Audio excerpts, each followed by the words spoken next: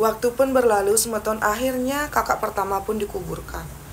Aduh semeton, itu tuh benar-benar kejadian yang tidak bisa dilupakan oleh Gek Komang bahkan sampai saat ini. Dia melihat ya kakak pertamanya ini perlahan tapi pasti ketika badannya ini dimasukkan ke tanah, kan sedikit demi sedikit dimasukkan juga tanah untuk mengubur badannya. Di situ Gek Komang merasa kok dia harus kehilangan kakaknya semeton. Gek Komang tidak mengerti kenapa kok bisa kakaknya yang begitu baik harus berpulang dengan cara seperti itu. Setelah kepergian dari kakak pertama, ibu dan ayahnya ini benar-benar sedih semeton. Bahkan ibunya ini sampai sakit-sakitan. Dan kedua orang tuanya ini yang tadinya selalu memberikan kebebasan kepada anak-anaknya berubah menjadi sangat overprotective. Kemanapun Gek Komang dengan kakak kedua ini pergi, mereka harus ditemani. Mereka tidak boleh pergi keluar desa tanpa ditemani oleh kedua orang tuanya. Gek Komang mengerti sih semeton, mungkin kedua orang tuanya ini merasa sangat menyesal karena dulu terlalu memberikan kebebasan kepada Beli Gede, sehingga Beli Gede mengalami hal seperti itu. Tapi lama-lama Gek Komang tuh kayak merasa gini loh, ini kok ada yang aneh ya, orang tuanya ini terlalu overprotective. Nah waktu itu Gek Komang kan saking penasarannya, dia tuh kan kayak belum mengerti semeton, ini tuh apa yang terjadi. Dan setiap Gek Komang bertanya, orang tuanya juga tidak pernah memberikan alasan yang bisa dimengerti. Nah singkat cerita, ketika Gek Komang ini kelas 2 SMA, waktu itu Gek Komang kan masih penasaran, ini tuh ada apa dengan kakaknya. Ketika itu Gek Komang pun memberanikan diri, akhirnya setelah bertahun-tahun dia bertanya kepada ibunya, ibu ini tuh ada apa sih sebenarnya? Kok kakak saya bisa seperti itu? Nah di sanalah ibu dan bapaknya Gek Komang memberitahu yang sebenarnya. Ketika kakaknya ini hilang, di malam itu kan bapak dan juga paman-pamannya ini kan bertanya kepada orang pintar. Ketika bertanya kepada orang pintar ini, ternyata semeton, batu yang mengeluarkan mata air ini kan sudah kering selama bertahun-tahun. Dan ternyata konon katanya, menurut cerita orang-orang, dulu batu ini kan memang mengeluarkan mata air yang sangat banyak. Dan memang mata air yang keluar dari batu ini dimanfaatkan oleh penduduk untuk minum, mencuci, dan mandi. Tapi anehnya, setiap tahun selalu saja akan ada penduduk desa yang ditemukan berpulang persis di sekitar batu tersebut. Karena itulah tetua desa kayak khawatir dan curiga. Apakah penduduk desa yang ditemukan berpulang, yang mayat ini ditemukan di sekitar batu ini memang berpulang karena sudah waktunya ada sesuatu. Karena itulah berpuluh-puluh tahun yang lalu tetua desa ini kayak melakukan sebuah ritual agar batu ini tuh tidak lagi mengeluarkan mata air. Dan benar semeton, setelah dilakukan ritual tersebut, batu ini kan sudah tidak lagi mengeluarkan mata air dan tidak pernah lagi ada kejadian-kejadian yang aneh. Warga-warga yang tadinya juga mulai sakit-sakitan dan banyak banget warga yang hilang dan mayat akan ditemukan di sekitar batu tersebut, mulai tidak lagi terjadi hal seperti itu. Dan anehnya kok setelah beberapa minggu batu ini kembali mengeluarkan air, tiba-tiba korban pertamanya adalah kakak pertama dari Gek Komang. Dan di sana tuh sebenarnya warga tuh sudah kayak khawatir gitu loh, sematanya warga-warga yang sudah tua gitu loh. Ini kok batunya ini kembali mengeluarkan mata air. Mereka tuh sebenarnya sudah takut nanti ini akan terjadi, tapi mungkin karena warga-warga yang umurnya sudah tua yang benar-benar tahu cerita ini tuh kebanyakan sudah tidak ada atau berpulang. Dan generasi yang sekarang ini kan tidak terlalu percaya dan tidak pernah menyaksikan sendiri kejadian itu. Jadi makanya mereka tuh hanya berpikir itu semua mitos dan ya mungkin itu cuma cerita dari mulut ke mulut gitu loh. Makanya mereka tuh tidak terlalu menanggapi cerita tersebut, tapi ternyata batu tersebut kembali memakan korban. Dan memang setelah kepergian dari kakak pertama, satu desa ini kayak melakukan kembali sebuah ritual untuk menutup batu tersebut agar tidak memakan korban lagi. Dan memang benar semeton, setelah kepergian dari kakak pertama, entah kenapa batu ini tuh seolah-olah mulai mengering dan tidak lagi mengeluarkan mata air. Di sana Gek Komang tuh kayak, ini kok apa sih? Apa memang benar kejadian-kejadian hilangnya warga desa dan mayatnya ditemukan di sekitar batu ini memang karena batu tersebut? Atau memang kebetulan semeton? Itu adalah sebuah mitos dan rahasia yang tidak bisa dipecahkan oleh siapapun, bahkan sampai detik ini. Setelah kepergian kakak pertama ini juga sebetulnya entah kenapa Komang merasa desanya itu makin sepi dan juga serbi sama tahun. Kalau dulu orang-orang kan akan biasa pergi di atas jam 7 malam entah kemana. Kalau sekarang sama tahun-tahun yang dilewati oleh Komang sampai kelas 2 SMA ini ya, warga desa tuh sangat tenang. Jarang ada yang mau keluar rumah saat malam hari. Dan anehnya semeton, lokasi batu gepeng yang mengeluarkan mata air yang sudah disegel dengan ritual ini, kan memang warga desa dilarang keras untuk datang ke sana. Jadi otomatis dong tempat itu tuh kayak terbengkalai. Nah, banyak banget warga yang memberikan kesaksian, entah benar atau tidak. Warga-warga yang mempunyai perkebunan dekat dengan batu lempeng tersebut, katanya tuh sering sekali mendengar ada suara anak kecil kayak sedang tertawa, bermain dan berlarian di sekitar batu tersebut. Karena letak batunya ini kan ada kayak agak di bawah jurang, di tepi jurang gitu. Jadi otomatis apapun suara yang keluar kan akan bergema. Makanya semeton, warga-warga yang memiliki perkebunan dekat dengan batu gepeng tersebut, jarang banget ada yang berani berkebun sendirian. Mereka pasti akan pergi dengan keluarga besarnya, entah bertiga, berempat, atau berlima gitu loh. Karena entah kenapa kok sering sekali terdengar suara anak kecil sedang berlarian dan tertawa di sekitar area batu gepeng tersebut. Nah, waktu itu Komang tuh kayak berpikir gini loh, apakah itu roh dari kakaknya? Tapi kan tidak mungkin kalau ada orang yang sudah berpulang, rohnya masih di sana. Karena menurut Komang, dia tuh kan tahu dari gurunya di sekolah, kalau ada orang yang sudah meninggal, otomatis rohnya akan langsung menyatu dengan Tuhan gitu loh. Waktu itu Komang tapi penasaran sama dia tuh pengen banget datang ke sana, tapi orang tuanya selalu bilang kepada Komang jangan pernah ke sana, jangan pernah ke sana.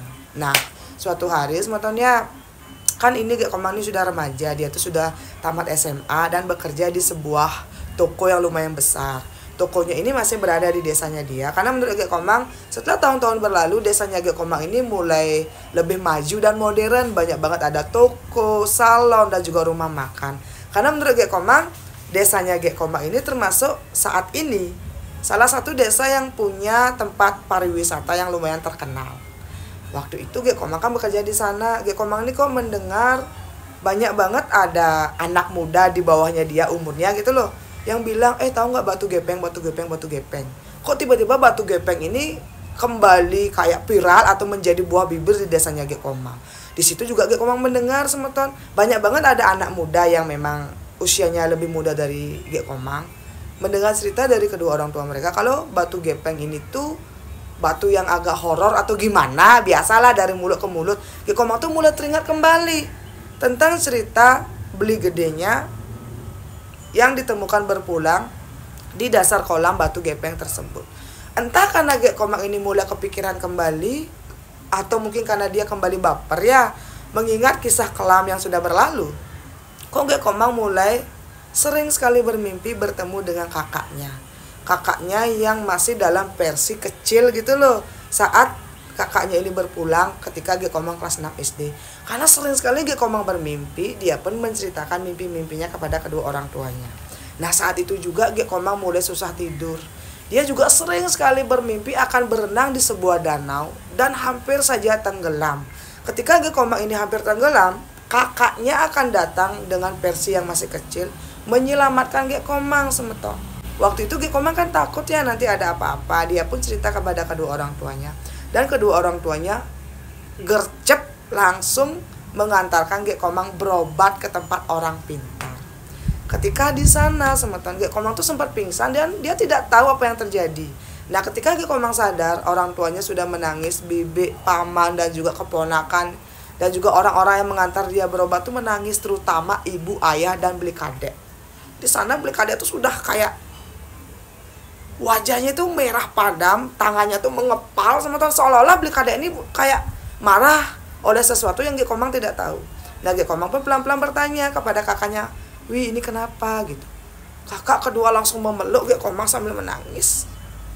Di sana kakak kedua ini bilang gini semeton, "Dek, pokoknya kamu jangan pernah ikuti Wide ya. Kamu harus ada sama kami terus, jangan ikuti Wide." Nah, saat kakak kedua memeluk Komang, Komang tuh bingung dong, kenapa kok kakaknya yang biasanya ini terlihat gagah, cool, maco kok menangis gitu loh. Ibu dan ayahnya juga menangis. Saat pulang dari orang pintar tersebut, sampai di rumah Gek Komang ini diberitahu oleh keluarga besarnya, berikut juga paman-pamannya. Ternyata semeton, Gek Komang dan juga kakak pertama ini terlahir merlik. Dan ternyata juga dulu saat kakak pertama ini menghilang dan mayat ditemukan di dasar kolam, ternyata waktu itu ada sosok yang tinggi besar yang ingin mengambil Gek Komang. Tapi karena kakak pertama ini ternyata melek dan bisa melihat juga berkomunikasi dengan makhluk-makhluk seperti itu, kakaknya ini yang membuat perjanjian dengan makhluk penunggu batu lempeng tersebut. Kalau makhluk ini mau, bawa saja kakak pertama. Dan jangan pernah mengganggu adik kedua dan adik ketiganya. Boom! Kok gini? Ternyata semeton, karena kakak pertama ini bisa berkomunikasi dan melihat makhluk astral, kakak pertama ini mengorbankan dirinya agar adik kedua dan adik ketiganya tidak dibawa pergi oleh makhluk astral tersebut. Dan inilah penyebabnya kenapa kok sekarang saat Gek Komang sudah tumbuh dewasa, dia kembali bermimpi tenggelam kembali di sebuah danau. Dan di kepetengan, di peteng, ternyata dasar kolam di bawah batu lempeng itu adalah danau. Dan itu adalah danau perbatasan antara manusia dan makhluk astral. Boom! Kok gini? Ternyata sampai detik itu, sematonya saat Gek Komang sudah remaja, Beli Gede masih melindungi kedua adiknya dari kedituan semeton. Dan itulah alasannya kenapa sampai detik itu Beli Gede tidak bisa bereinkarnasi. Tapi terserah sih semeton percaya atau tidak ya. Ini adalah informasi yang Gek Komang dapat dari cerita kedua orang tuanya. Ternyata kakak pertama mengorbankan dirinya untuk Gek Komang dan Beli Kadek semeton. Itulah yang membuat Beli Kadek ini marah banget dan juga sedih gitu loh. Kenapa? Kenapa kok ada hal seperti ini gitu loh. Ternyata Gek Komang ini melek dengan kakak pertama, dan juga Gek Komang dengan kakak pertama ini tuh meleknya tuh kayak gini loh semeton. Melek ada kayak lambang senjata dewa di bagian tubuh mereka, tapi mereka tuh tidak tahu.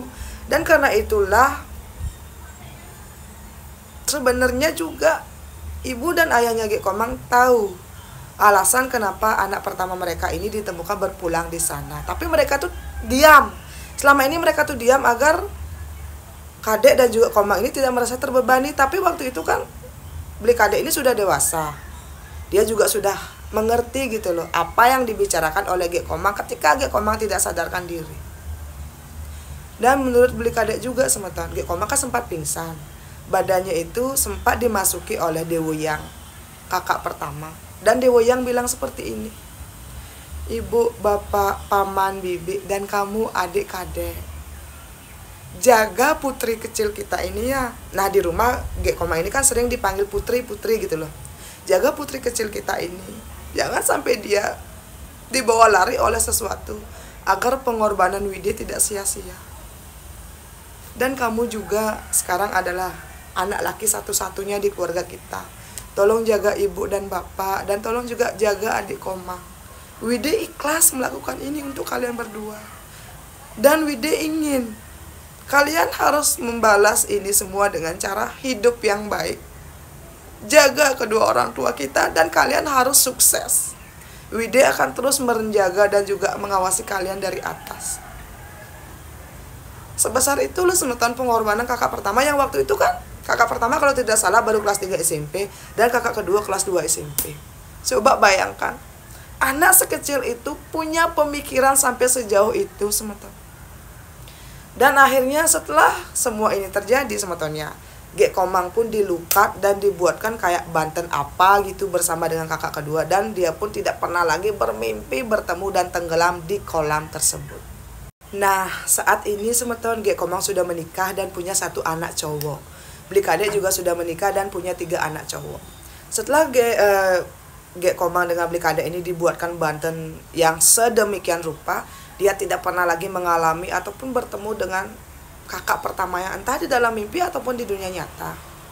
Dan menurut Gek Komang ya, sampai sekarang Gek Komang ini masih tidak mengerti kenapa kakak pertamanya yang waktu itu umurnya masih sekecil itu bisa punya prinsip dan juga pemikiran sehebat itu. Dan melalui video ini Gek Komang juga ingin menyampaikan rasa terima kasihnya kepada kakak pertama.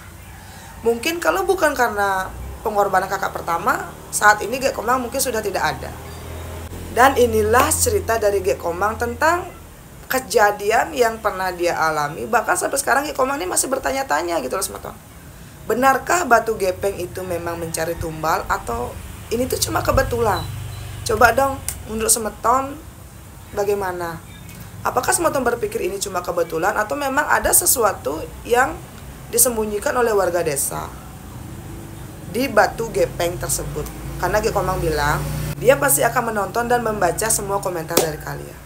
Sukses untuk Gek Komang yang sudah mau membagikan kisah yang luar biasa sedih ini untuk saya dan juga untuk Semeton. Dan semoga Gek Komang kedepannya bisa lebih bahagia bersama dengan keluarga kecil dan juga untuk keluarga besarnya. Nah, untuk Semetonku silakan berkomentar. Dan juga untuk kalian yang sudah nonton dari awal sampai akhir, sukses banget. Jangan lupa tinggalkan jejak.